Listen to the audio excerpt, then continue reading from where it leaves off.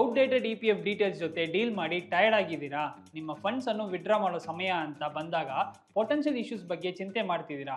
ಆನ್ಲೈನ್ನಲ್ಲಿ ನಿಮ್ಮ E P F details ಅನ್ನು ಈಸಿಯಾಗಿ simple step by step process ಮೂಲಕ ಹೇಗೆ ಕರೆಕ್ಟ್ ಮಾಡೋದು ಅಂತ ಈ ವಿಡಿಯೋದಲ್ಲಿ ನಾವು ನಿಮಗೆ ಹೇಳ್ತೀವಿ. Why is it important to update your E P F details? Well, right ಅಕೌಂಟ್ಗೆ ನಿಮ್ಮ ಕಾಂಟ್ರಿಬ್ಯೂಷನ್ಸ್ ಕ್ರೆಡಿಟ್ ಆಗಿದೆ ಅಂತ ಅಕ್ಯುರೇಟ್ ಡೀಟೇಲ್ಸ್ ಎನ್ಶೂರ್ ಮಾಡುತ್ತೆ ಮತ್ತು ನಿಮಗೆ ಬೇಕಾದಾಗ ನಿಮ್ಮ ಫಂಡ್ಸ್ ಅನ್ನು ನೀವು ಸ್ಮೂತ್ ಆಗಿ ಆಕ್ಸೆಸ್ ಮಾಡಬಹುದು.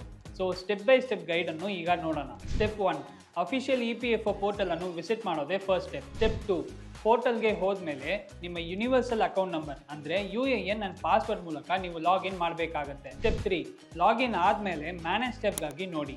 ಅಲ್ಲಿ ನಿಮ್ಮ ಇ ಪಿ ಎಫ್ ಡೀಟೇಲ್ಸ್ ಅನ್ನು ಅಪ್ಡೇಟ್ ಮಾಡೋ ಆಪ್ಷನ್ಸ್ ನಿಮಗೆ ಸಿಗೋದು. ಸ್ಟೆಪ್ 4, ಮ್ಯಾನೇಜ್ ಸ್ಟೆಪ್ ಕೆಳಗೆ ಅಪ್ಡೇಟ್ KYC ಆಪ್ಷನ್ ಅನ್ನು ಸೆಲೆಕ್ಟ್ ಮಾಡಿ.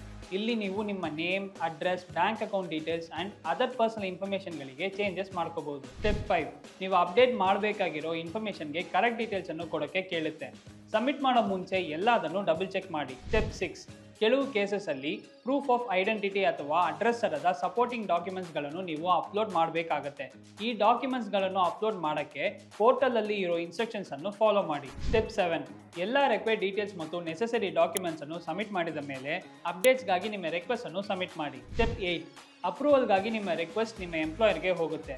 ಅಪ್ರೂವಲ್ ಪ್ರಾಸೆಸ್ ಸ್ವಲ್ಪ ಟೈಮ್ ತಗೋಬಹುದು, ಸೊ ತಾಳ್ಮೆಯಿಂದ ಇರಿ. Step 9, E P F O ಪೋರ್ಟಲಲ್ಲಿ ನಿಮ್ಮ ರಿಕ್ವೆಸ್ಟ್ ಅನ್ನು ನೀವು ಟ್ರ್ಯಾಕ್ ಮಾಡಬಹುದು.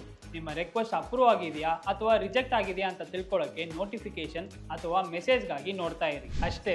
ಈ ಸ್ಟೆಪ್ಸ್ ಅನ್ನು ಫಾಲೋ ಮಾಡೋ ಮೂಲಕ ನಿಮ್ಮ ಇ ಪಿ ಎಫ್ ಡೀಟೇಲ್ಸ್ ಅನ್ನು ನೀವು ಆನ್ಲೈನ್ನಲ್ಲಿ ಈಸಿಯಾಗಿ ಕರೆಕ್ಟ್ ಮಾಡಬಹುದು. ನಿಮ್ಮ UAN ಮತ್ತು ಪಾಸ್ವರ್ಡ್ ಅನ್ನು ಸೇಫ್ ಆಗಿ ಇರೋಕ್ಕೆ ನೆನ್ಪಿಟ್ಕೊಳ್ಳಿ. ಅದೇ ನಿಮ್ಮ ಇ ಪಿ ಎಫ್ ಅಕೌಂಟ್ ಅನ್ನು ಆಕ್ಸೆಸ್ ಮಾಡೋಕ್ಕೆ ಮುಖ್ಯ. ಈ ವಿಡಿಯೋ ನಿಮಗೆ ಹೆಲ್ಪ್ಫುಲ್ ಆಗಿದ್ರೆ ಲೈಕ್ ಅಂಡ್ ಶೇರ್ ಮಾಡಿ ಮತ್ತು ಇದೇ ತರ ಫಿನಾನ್ಷಿಯಲ್ ಟಿಪ್ಸ್ಗಾಗಿ ನಮ್ಮ ಅಪ್ಸ್ಟಾಕ್ಸ್ ಕನ್ನಡ ಚಾನಲ್ಗೆ ಸಬ್ಸ್ಕ್ರೈಬ್ ಮಾಡ್ಕೊಳ್ಳಿ. Investment in securities market are subject to market risks. Read all the related documents carefully before investing.